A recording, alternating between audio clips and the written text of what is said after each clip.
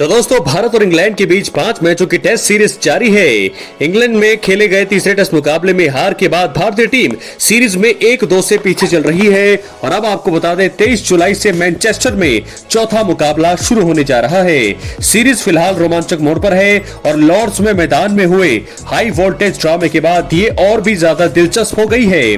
दोनों टीमों की ओर से काफी स्लेजिंग हुई और मैनचेस्टर में भारत के पास इसका मुंह तोड़ जवाब देने का मौका होगा। लॉर्ड्स में भले ही भारतीय टीम की गेंदबाजी अच्छी रही हो, लेकिन विदेशी मैदान पर एक अच्छे पेस बॉलिंग ऑलराउंडर की खोज अब तक जारी है। लीड्स में पहले टेस्ट मुकाबले में टीम मैनेजमेंट ने शार्दुल ठाकुर को मौका दिया था, जबकि दूसरे और तीसरे टेस्ट में नीतीश रेड्डी खेली। उन्होंने लॉर्ड्स में अच्छी गेंदबाजी तो की, लेकिन उनकी बल्लेबाजी फ्लॉप रही। ऐसे में सवाल अभी भी उठता है कि 7 साल से हार्ड हिटिंग पांड्या यानी कि हार्दिक पांड्या की टेस्ट टीम में वापसी क्यों नहीं हो रही है। दोस्तों आज की ये वीडियो इसी पर है, इसलिए वीडियो के अंत तक बने रहे। और अगर आप चैनल पर नए हैं, सब्सक्राइब करने के बाद ऑल पर क्लिक करें, क्योंकि ये फ्री है और यहाँ आपको हर प्रकार की भारतीय क्रिकेट से जुड़ी हुई तमाम जानकारी मिलती है। तो दोस्तों आपको बता दें, सवाल तो उठ ही रहा है कि 7 सालों से हार्दिक पांड्या की टेस्ट टीम में वापसी क्यों नहीं हो रही है। उन्होंने अभी तक किसी भी फॉर्मेट से संन्यास नहीं लिया है, तो क्या बीसीसीआई को उन्हें टेस्ट खेलने के लिए नहीं मनाना चाहिए। अगर वो खेलते हैं तो भारतीय टीम पहले से कहीं ज्यादा मजबूत होती हुई नजर आएगी। टेस्ट में उनकी बैटिंग और बॉलिंग दोनों शानदार रही है, आंकड़े इसके गवाह हैं। वो विदेशी मैदान पर एक बेहतरीन तेज गेंदबाजी विकल्प साबित हो सकते हैं। दोस्तों आपको बता दें, हार्दिक पांड्या ने 2016 से T20 मुकाबले से अंतर्राष्ट्रीय डेब्यू किया और फिर उसी साल अक्टूबर में वनडे डेब्यू किया था। इसके बाद 2017 में श्रीलंका के खिलाफ कॉल में उनका टेस्ट डेब्यू हुआ। हालांकि 1 साल बाद ही वो टेस्ट से गायब हो गए।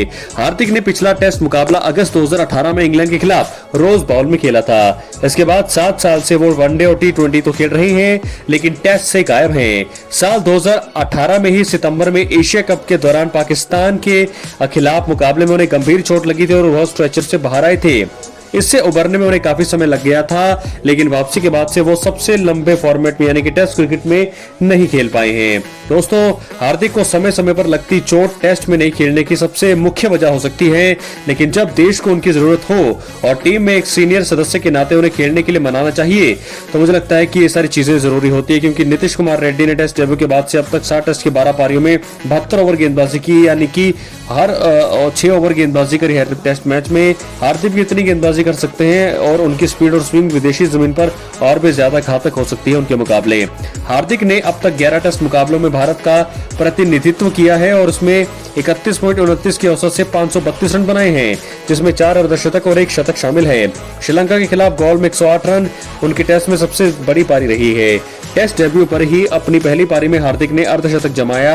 इतना ही नहीं, 2018 में वो भारतीय टीम के साथ इंग्लैंड का दौरा भी कर चुके हैं। तब उन्होंने 4 टेस्ट की 8 पारियों की 23 औसत से 164 बनाए थे और सबसे बात यह रही थी कि उन्होंने शानदार गेंदबाजी की थी। उस सीरीज में उन्होंने 8 पारियों में 64 ओवर गेंदबाजी करी और 10 विकेट लिए। इस दौरान उनका गेंदबाजी औसत 24 का रहा और स्ट्राइक रेट 38 का रहा। गेंदबाजी औसत का मतलब है कि प्रति विकेट में कितने रन खर्च किए हैं, वहीं गेंदबाजी स्ट्राइक रेट का मतलब है प्रति विकेट कितनी गेंद फेंकी। हार्दिक का उस सीरीज में गेंदबाजी स्ट्राइक रेट मोइन अली के बाद सबसे शानदार था। हार्दिक ने अब तक 11 टेस्ट में 17 विकेट झटके हैं, 28 रन देकर 5 विकेट उनकी हाईएस्ट गेंदबाजी है। उनका गेंदबाजी औसत 31 का है और स्ट्राइक रेट 55 का रहा है। हार्दिक समय समय पर चोटिल होते रहे हैं, लेकिन पैसा नहीं है कि उनको मौका नहीं दिया जा सकता। जिस प्रकार जसप्रीत बुमराह के वर्कलोड को मैनेज किया जाता है, उसी प्रकार हार्दिक पांड्या के वर्कलोड को भी मैनेज किया जा सकता है। लेकिन इसके पीछे मुख्य वजह क्या है, ये तो बीसीसीआई और टीम मैनेजमेंट को ही पता होगा। दोस्तों देखना होगा, क्योंकि हार्दिक को मौजूदा समय में देश का सबसे बेहतरीन पेस बॉलिंग ऑलराउंडर माना जाता है और इसमें कोई भी शक नहीं है। हार्दिक और बुमराह इन दो खिलाड़ियों ने जिस प्रकार भारतीय क्रिकेट में अपनी धाक जमाई है, वो अपने आप में शानदार है। उन्हें T20 का कप्तान भी बनाया गया, लेकिन गौतम गंभीर के कोच बनते ही उनसे ये पद छीन लिया गया।